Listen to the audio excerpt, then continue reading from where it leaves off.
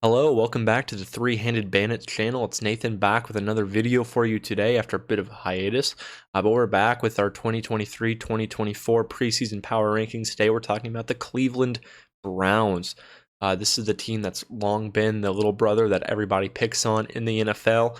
But the last couple of years, they've had some success under Kevin Stefanski. Obviously, they won a playoff game with Baker Mayfield a few years ago, but they decided to trade him away and trade for and give a $200 million fully guaranteed contract to a sexual predator. So they've been in a weird purgatory limbo type of team the last couple of years, but they're hoping that this year they're going to be full tilt and ready to make the Super Bowl. Before we talk about their season, their roster, their coaching staff, and everything, please go ahead and please subscribe, please share this video with somebody you care about. It really helps us out over here. But as I said, today we're talking about the Cleveland Browns, and this is a team that I think I'm fairly in line with the average view. I think some people expect very good things from this team. I think some people may expect worse things. I think it's going to be a good, not great team, and we'll kind of explain why when you look at the roster. But first, let's kind of talk about their offseason. So they actually had a very busy offseason. Just looking at this graphic, I can only hit on the bigger pieces, but they did have a lot of pieces they brought in, especially on the defense. But the biggest addition, I think, for this team is going to be Jim Schwartz, their new defensive coordinator. And they're replacing Joe Woods. Joe Woods had a lot of talent on the defense the last couple of years and has had some miserable defenses. He was part of that Vic Fangio type of scheme that just wasn't working out. So they're bringing in Jim Schwartz, who's not exactly a defensive mastermind, but he is a very good defensive coach. And his defenses usually play very well. So it's going to help this defense go from one of the worst coach defenses to one of the top 10 or so. It's going to really help this team and this defense. They also bring in Dorian Thompson-Robinson in the 5th round at quarterback. He's a backup for them, probably won't play, but he's had a good preseason. Looked like he could be all right as they lose Jacoby Brissett, as we can see there. The wide receiver position, they also threw a couple darts. They trade for Elijah Moore. They bring in Marquise Goodwin. They draft Cedric Tillman in the 3rd round, and they also have Keem Grant coming back from injury. The running back room, they lost Kareem Hunt and D'Ernest Johnson. They were backups for him, weren't playing a whole lot, but good players that are leaving. Tight end, they lose Pharaoh Brown, but they bring in Jordan Akins, who was a good target for Deshaun Watson, his last couple times there. On the O-line, they lose Hjalt Froholt, but they bring in DeJuan Jones in the 4th round as a backup tackle to maybe come in for Jack Conklin if and when he gets injured. But a lot of the change for this team in their offseason comes on this defense, especially the interior group where they've been traditionally really poor the last couple of years. They bring in Shelby Harris, Dalvin Tomlinson, Tristan Hill, Siika Ika, and Maurice Hurst. They threw a lot of darts at this interior position. Those in Taven Bryan, who is a decent player for him, but not a great run defender, and Perion Winfrey, who is a horrible human being. On the edge, they bring in Zadarius Smith and Ogbo Okoronkwo, as well as Isaiah McGuire in the 4th round, and they're losing Jadeveon Clowney and Chase Winovich. That is a straight upgrade there. Then in safety, they bring in Juan Thornhill and Rodney McLeod. They lose John Johnson, Ronnie Harrison, and then in the linebacker room, they also lost Deion Jones and Jacob Phillips.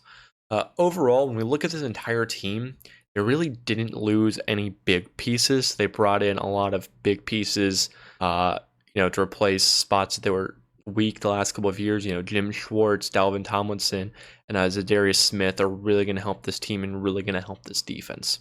But let's go ahead and talk about this coaching staff real quick. As we talked about Jim Schwartz, let's go ahead and talk about this coaching staff. Let's get started off with Kevin Stefanski, who's their head coach. His first couple of years, I think his stock was really rising. But the last kind of 2 years, I think his stock has started to fall just a little bit. I think he's a good coach, but I think he's better than Brandon Staley, but I do think he's in a very similar position as Brandon Staley, where he's really got to prove some stuff and really make a run in the playoffs, really have a good crack at the postseason. I think he's an excellent coach for, the running game. However, the passing offense has been a little bit limited the last couple of years, whether it's been on Baker or Jacoby or whatever it's been on, has been a little bit weaker. But this running game has been very, very excellent. So I think you feel good with him as a coach and as a play caller. But he's definitely not secure. I think a lot of people think he's on the hot season, and I think it's justified. He should have had a little bit more success His playing calling has been good, but sometimes it's really been lackluster. And so he has a lot to prove to make sure that this Browns team is gonna really step up and make a crack at the playoffs. Then Alex Van Pelt is their offensive coordinator. Um, it's Kevin Stefanski's offense. He's the play caller. Alex Van Pelt stepped in that one time when Stefanski missed. I think it was COVID, and helped them win the game. He also has this Shanahan wide zone scheme that Stefanski runs, but he also has a little bit more of a modern pro spread influence. But even then, he really doesn't help in the passing game as much. So, I mean, its offensive coaching is good. It's not bad. It's not necessarily great. I think, it's good offensive coaching. But on the defense, I think you do have really good defensive coaching in Jim Schwartz. I don't think, he's not a Belichick. He's not a Sala. He's not a D'Amico Ryans. He's not one of these like high-end defensive guys. But he's still one of the better ones in the league. And going from the 31st or 32nd to like the 10th, best defensive coaching is going to help this team a lot. This defense has let this team down the last couple of years. Granted, the offense hasn't always helped them, but it's been really poor. And, being real aggressive with this front and these edge rushers is really going to help this team. But let's go ahead and talk about this offense real quick, because that's where it's really going to make or break this team's season. That's going to start with the quarterback, Deshaun Watson. Deshaun Watson, we talked about the Broncos and Russell Wilson in the last episode, and we said this might be the hardest quarterback ranking of all time. I think Deshaun Watson might be the second hardest ranking quarterback ranking of all time. Obviously, his last couple of years in Houston, he was really elite. He was, the third, fourth, fifth best quarterback in the league. And then he, missed 2 years of football, came back last year and just was not the same guy, could not read defenses, and really struggled to play in structure. Granted, that is something he's struggled with in the past. But he just did not look like the same Deshaun Watson that we saw at one point. Physically, though, he was still, really, really good. And so it's just going to be a real weird, can he come back and, learn how to play in structure and read defenses and make the correct read? Or is he still going to struggle with that? Like, it's just we don't know what we're going to see. He could easily go back to being a top 10 quarterback, or he could stay being a bottom 10 quarterback, which he was, or, when he played last year. It's just a super, super weird ranking. I don't even know what it's going to be. Yeah, I don't know. It's funny, though, the parallels between him and Russell Wilson, who are both really good quarterbacks a couple years ago, who struggled to play in structure, and a couple years later, they've both really, really struggled. Between him or Russell Wilson, I think one will hit, and I think one won't. Which it's going to be, I don't know. I think I probably have a little bit more faith in Deshaun Watson to hit than Russell Wilson, but I really don't know. It could really go either way. It's a real 50-50. If he hits, this team can really be competing for the playoffs. If he plays like he did last year, then this team's gonna end up missing the playoffs. He's really going to determine the outcome of this team, and we kind of just have to wait and see what version of Deshaun Watson that we're getting. Behind him, they have Josh Dobbs and Dorian Thompson-Robinson. If you're playing either of them, your season's probably over. Maybe they can come in and use some athleticism to win you a game or two in a spot start. But if they have to play 3 games or more, then you're probably missing the playoffs. But Dorian Thompson-Robinson has looked pretty good in preseason. Maybe he'll be a good career backup, but I don't expect too much from either of those guys. Josh Dobbs is just not a great quarterback. But yeah, as I said, Deshaun Watson will make or break this team's season.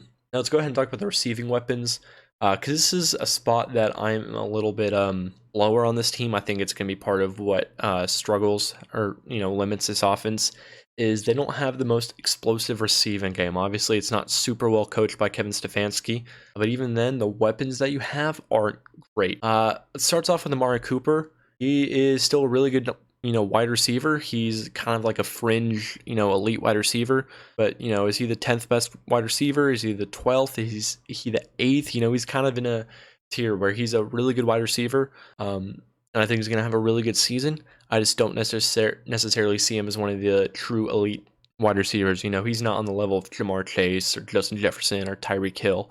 I think he's very much in line with, kind of like A.J. Brown, Terry McLaurin, of like really good, but not necessarily elite wide receivers. But I mean, he's still one of the handful best guys in the league, and you're happy you have him. Getting him for a 5th round pick was an absolute steal, and really poor front office skills from the Cowboys there. But outside of him, I just don't feel great about any of the other weapons. Obviously, they trade for Elijah Moore. I mean, Braxton Berrios kept him on the bench last year. Obviously, he really forced his way out of the Jets situation there, and he's had a couple games where he's looked really explosive, but hasn't been out there consistently enough for me to kind of believe in him. So I just don't really know what he's going to give for you. He's going to be a true slot option for this team. I just don't really know if he's going to reach the heights that maybe some people think he's going to. I think he's a little bit more limited than people realize. And then as a other outside receiver, they have Donovan Peoples-Jones, who's kind of just a slightly worse version of Michael Pittman. Like, he's fine. He just doesn't really do anything, at a great level. He's somewhere in between like a Michael Pittman and Westbrook-Ikhine for the Titans. Like, he's just a fine wide receiver. I don't know how much upside he has. As a number 2, I don't really feel great. If he was like a 3 or 4, I think you'd feel pretty good about him. As your real second wide receiver, I just think it's going to limit the passing upside of this team. He'll have a few good weeks. He'll have a few weeks where he doesn't really do much. Just a very okay player. And then outside of that, the depth they have isn't great either. They have Jakeem Grant coming back from injury, who's really just more of a kick return gadget player, more than actual wide receiver. Marquise Goodwin is a good deep threat if and when he's out there. He'll give you 6 solid games and he'll miss a lot of time. So who knows how much you're actually going to get from him. They have David Bell, who they drafted last year, who didn't really get on the field much and just doesn't really have a whole lot of potential. And then they have Anthony Schwartz and Jalen Darden, who are some speed guys towards the bottom of this depth chart. And I think between Anthony Schwartz, Jalen Darden, and David Bell, one of them will end up making the team. But for sure, I think those other 6 guys, well, the other 5 guys for sure will make the team. Anthony Schwartz, Jalen Darden, David Bell, 2 of those 3 are kind of competing to make that last spot. But I just think in the wide receiver game, outside of Amari Cooper, you just don't have a whole lot of great weapons. Then in the other receiving game with your running backs and tight end, it's really not great either. David Njoku had one of his best seasons last year of his career. But Deshaun Watson, I think there was a stat that said, none of his wide receivers have had more than like 45 receptions. Granted, when he was in Houston, didn't have the best of tight ends to throw the ball to. But maybe he just won't have a super productive year because Deshaun Watson won't really throw it to him. But, he's good. He's a decent receiving option. He's one of the better receiving tight ends in the league. But he's nowhere close to like a Mark Andrews or, Travis Kelce. Like, he's a good tight end. Behind him, you got Jordan Akins, who's a red zone threat, not really much else. And then Harrison Bryant was kind of supposed to be an athletic kind of wing tight end who just hasn't really done much since he's gotten in the NFL, but he's a solid tight end 3. For your running back receiving, Nick Chubb is a fine receiving option. He can catch a screen and take it up the field, but not really run any crazy complex routes or anything. And then Jerome Ford or Demetric Felton, one of them will kind of be the backups. Imagine Demetric Felton might be a little bit more involved in the pass game, but even then, he's a fine player like Nick Chubb is. So overall, I just don't think this passing game is going to be super explosive, especially if Deshaun Watson doesn't play to the level that he could. This offense passing the ball is going to struggle, and I think that's part of what has limited this Browns team in the last couple of seasons. So I think that passing the ball, they are just limited. They don't have super great explosive weapons outside of Amari Cooper, and I think that's really going to hold this team back just a little bit. When it comes to the running game, though, that is where they are going to be super, super great. Obviously, it starts with Nick Chubb, who I think out of all running backs is the best pure runner. I think, him and Derrick Henry are competing for being the best running back. Josh Jacobs is really good. But he doesn't have the receiving upside of, say, a Saquon Barkley or a Christian McCaffrey, or other, some more of the other elite guys. But pure runner of the ball, Nick Chubb. He's got home run speed, great vision, great contact balance. He can run with power. He can run with finesse. He is a really complete running back, a really good player. Just not a, huge receiving threat. And then this running back room is lacking some of the depth that it has in the last couple of seasons. The last couple of years it's had D'Ernest Johnson, Kareem Hunt, who have been really good players. It just has Jerome Ford and Demetric Felton, who are fine. John Kelly's here, who's also fine. I don't know if he'll make the team. But overall, like the last couple of years, they've had some other options that can step in and play good. This year, it's just straight up Nick Chubb's backfield. I imagine he'll have a fairly productive year as expected, but I'm not expecting a 2,000 yards or a bunch of catches or anything too crazy. But if anyone's going to do it, Nick Chubb being the guy to do it isn't unlikely. But part of the reason that this run game is so great is this offensive line, which might be the best in football. It's going to start with these two guards who might be the best off the top of my head, might be the best guard duo in the league. Joel Bitonio is probably the best left guard in the league, just over Quentin Nelson. He can pass block, he can run block, he can maul guys. He's not getting beat. He's an excellent offensive lineman. Really, really good. And then Wyatt Teller is kind of the Robin to Joel Bitonio's Batman. Is definitely one of the better guards in the league. He's not quite a Chris Lindstrom or Zach Martin, but he might kind of be in that kind of tier right behind that of really good guards. Has some really good games. Every now and then he'll lose a few reps, but for the most part, it's very, very solid and a great offensive lineman. But then the other three, none of them are really weaknesses either. Jedrick Wills had a really great rookie year, but really hasn't developed much and gotten much better than kind of that first year. So he's a very fine starter. He's a okay player. You definitely hoped that he would have taken some more steps up, like some of the other tackles in that draft, like Andrew Thomas, for example. But he's a very fine player. He's not a liability. Can't necessarily blow people off the ball, but he's a good run blocker and can hold up well in pass pro. And then Jack Conklin is really good in these kind of wide zone schemes. Obviously, he was in Tennessee for a while and was a really good tackle. The only thing that you're worried about with Jack Conklin is he's just such an injury-prone player. So who knows how many games you kind of get from him. He's definitely could be liable to miss a handful of games, but luckily that's kind of why they brought in DeJuan Jones. But then Ethan Posich as your center is a really good center in this wide blocking zone scheme.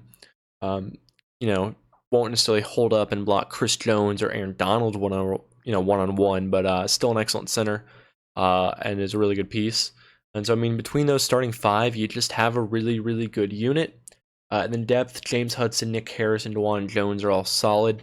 If Jedrick Wills or Jack Conklin kind of struggle with injuries, as they have had a couple times, James Hudson or DeJuan Jones can probably step in and be solid. And then Nick Harris could also be a solid player for this team if he does need to come onto the field. Guard depth isn't great, but hopefully Bitonio and Wyatt Teller are playing every single down for you. But overall, this is just such an excellent offensive line who's really going to be able to maul people in the running game and not really be liabilities in the passing game. And with this, this wide zone scheme, Joel Bitonio and Wyatt Teller are some absolute weapons. And so it's really going to help the running game. But as I said, I think you need a really good explosive passing game to win a lot of games and to be a true Super Bowl contender in the NFL. And I just don't see that happening. I just think, they're limited with their receiving weapons, and we're expecting a lot from Deshaun Watson. We need him to be this formerly elite version, which he hasn't shown us that he is yet. So overall, that's part of the reason I'm just lower on this team, just because I don't think that this offense is suddenly going to be this explosive passing unit. But I imagine Nick Chubb and Amari Cooper will be super productive. But now let's go ahead and kind of talk about this defense, because I think this is where a lot of the hype for this team is coming from. Obviously, this defensive line now is absolutely stacked. So obviously, they have Myles Garrett, who is, one of the handful top 3-4 edge rushers. I think Nick Bosa is probably my number one edge rusher. But if Myles Garrett was your number one, I wouldn't argue with that. He's excellent. He's one of these guys who's going to get you 80, 90, 100 pressures and get close to 20 sacks. I think last year he had, 18? I think a lot of teams think he's the best edge rusher in the league because I think he has the highest double team rate of any edge player. He's an absolute beast. Not much needs to be said about him getting after the quarterback. Defending the run, he's good.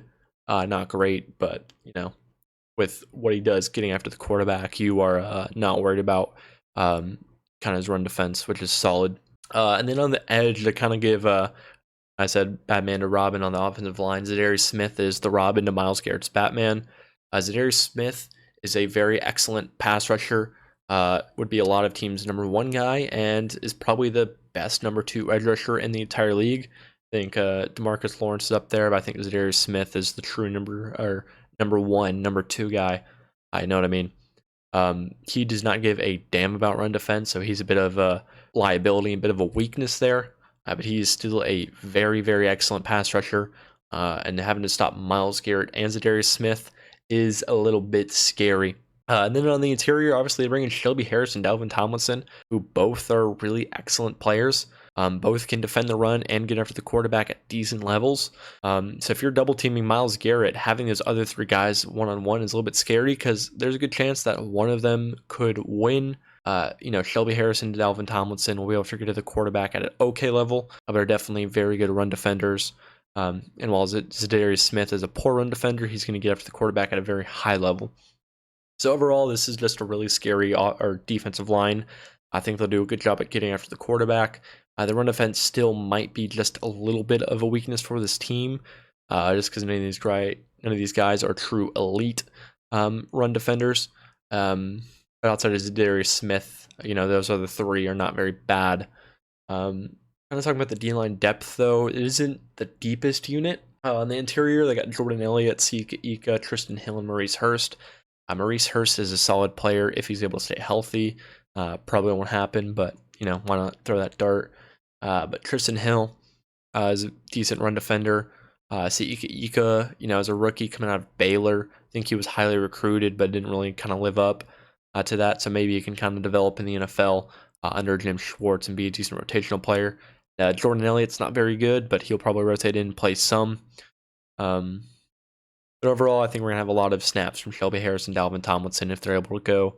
They still have Tommy Togiai here, who's not very good either. So not the deepest interior, but on the edge, I think your edge depth is even more scary. They got Agbo Okoronkwo has had a good year, had some good seasons in Houston, but he's like an okay player. He can maybe defend the run a little bit better than Zadarius Smith, but definitely nowhere close as a pass rusher. I got Alex Wright.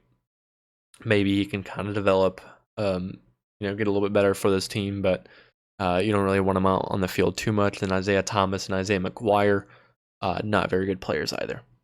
So overall, this defensive line, you got 4 really good starters, but the depth is just a little bit worrisome. But it's going to be able to get after the quarterback at a very high level, and if you're able to win with just 4, that's really going to help your back end. And so let's talk about this linebackers. The best player here is going to be JOK. Jeremiah Owusu-Koramoah. He's not like a traditional linebacker, is a smaller dude. He's almost more slot corner than anything else. But he's really good in coverage, and he'll make some splash plays in run defense, but obviously at a smaller size.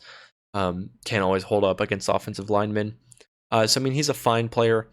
A little bit more of a mismatch kind of defensive weapon than anything else. Anthony Walker's a little bit more of a traditional linebacker, is kind of just a decent starter. I think he's one of the team captains. So, he's well liked here, but he's just a solid linebacker. Sione Takitaki is limited physically, but he's a decent linebacker as well. In your base 4-3, you'll have these guys. To go to kind of a nickel package, you'll probably see Sione Takitaki taking some snaps off. But overall, it's a fine linebacking unit. It's not going to make or break this unit. It's just a very average linebacker unit. But the secondary, though, is pretty decent. So let's start it off with Denzel Ward. Is their best corner. He is a very excellent corner. He's not at the level of Pat Surtain or Sauce Gardner or Jalen Ramsey, but he's a pretty good corner in his own right. Can do a little bit of everything. He can play some zone. He can kind of man some guys up. Just a very fine cornerback, really good. But then outside of that, they got Greg Newsome and Martin Emerson, who are both pretty good. They've both had a lot of, they've had some success. I think last year they both played really well. So they got 3 really good corners. The issue with these two, though, is none of the 3 are slot corners.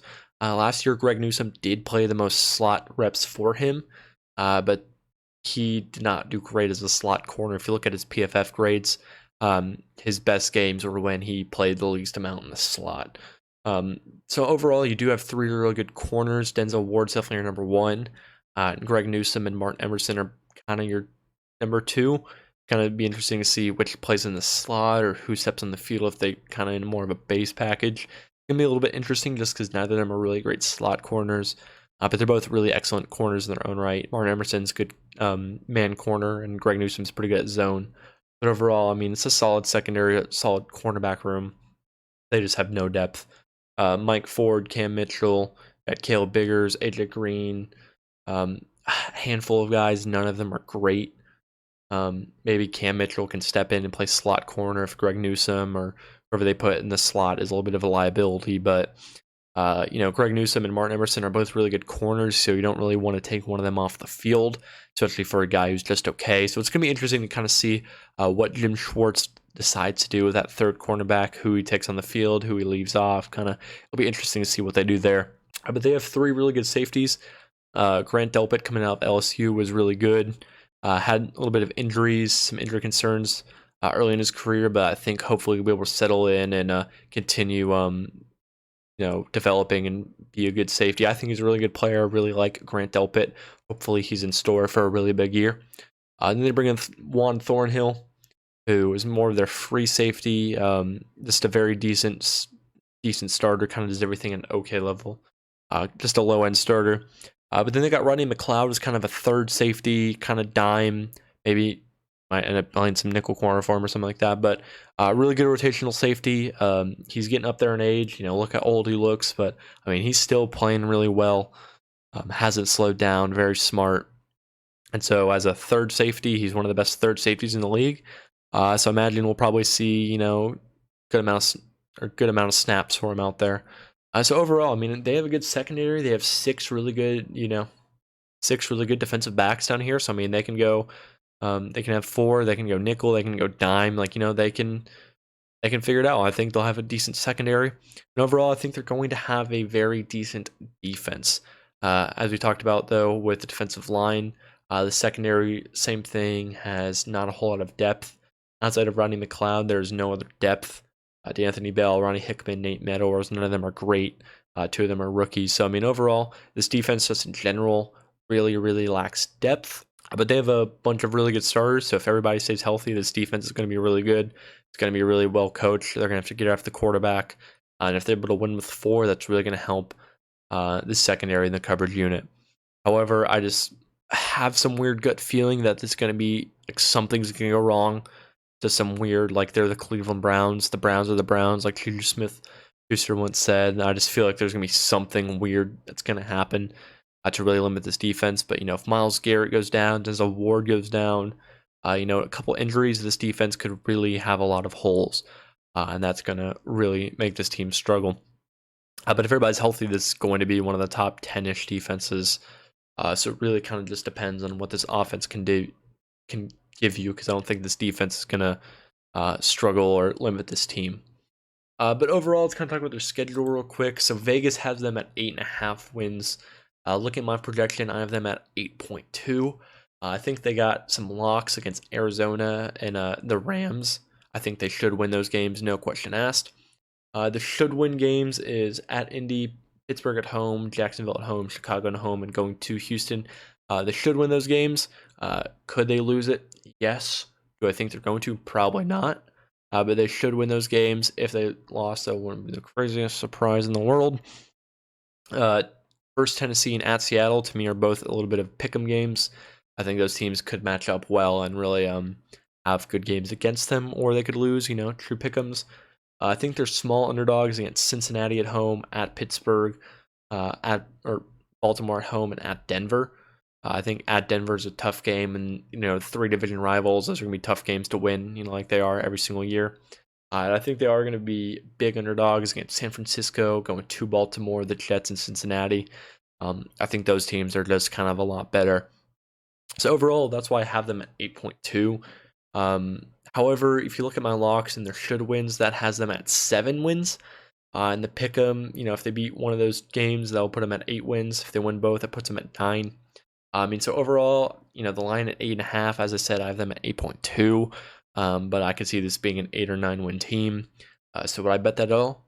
Not even close.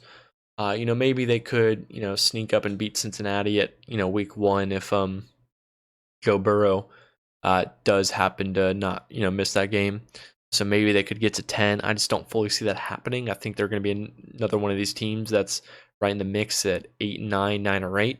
So I'm not going to touch betting this team. They're plus 400 to win the AFC North. I think they have the third best odds. I think they're the third best team. I think that those odds make a lot of sense. I really don't see a way in which they beat Cleveland or they beat Cincinnati or Baltimore to win this division. I just think they're going to be held back a little bit too much. But I don't think it's going to be a 4, 5, 6 win team. I think they're going to be right at 8 or 9, and be close at making the playoffs. Are they going to make it? I don't know. It's a bit of a 50-50 for me. They could miss out. We'll see once the season obviously starts. But we'll go ahead and recap everything real quick. So as I said at the beginning, Kevin Stefanski does have some to prove. He does need to have a little bit more playoff success, or we could move on. Obviously, he's been a good run game coach, but the pass game has been really weak for this team the last couple of years. But Jim Schwartz will vastly improve the defensive coaching and really help this be a much better unit. Deshaun Watson also has to prove that last season was a fluke, and that his time in Houston wasn't a fluke. So who knows what we get from Deshaun Watson? As I said, he will make or break their season. They threw a lot of darts at the receiving options. As I said, they brought in Marquise Goodwin. They brought in Cedric Tillman. They brought in Elijah Moore. They're really throwing darts, I think, trying to help this passing game. So I think, like me, they think it is also a weakness for the team. So they threw a lot of darts, kind of hoping that they can have a more explosive and higher upside passing game. But this offensive line is great, and this running game is going to be great as well. On the defense, that defensive line is pretty scary. And the secondary is pretty decent, but there's just not a whole lot of depth. And that's really could say that about the entire team in general. This team, a couple injuries, they could have a lot of holes. And their schedule starts pretty rough. They have Cincinnati at home, have to go to Pittsburgh, and they have to face Tennessee, Baltimore. They go on bye, and then they come back and have San Francisco. That's a pretty brutal way to start off your year. So you're hoping you can win 2 of those and kind of stay competitive. I wouldn't be surprised if they're 0-5 after 6 weeks, and maybe we're thinking about moving on from Kevin Stefanski. Luckily for them, though, their schedule does lighten up towards the end of the year. I will say, though, Week 17, Week 18, they have to go against the New York Jets and Cincinnati. So if this is a team that's trying to make a playoff push and really trying to secure a spot, I think that's going to be a hard 2 games to win. So if I had to bet total, I would say this team is going to finish 8-9 and just miss out on the playoffs. But they're going to be a really good team, a really solid team that no one's really going to want to face. But I don't think people are necessarily going to be completely scared of. So do I think this is going to be a team that's going to compete and win the Super Bowl? Not even close. Are they going to make the playoffs and compete for that? I don't know. We'll see. Kind of see what we get from Deshaun Watson. But overall, if you're a Browns fan, kind of just go ahead and let me know what you think. Where am I right? Where am I wrong? Please be kind, though. See you very soon for our next number 16th ranked team. Thank you guys for watching.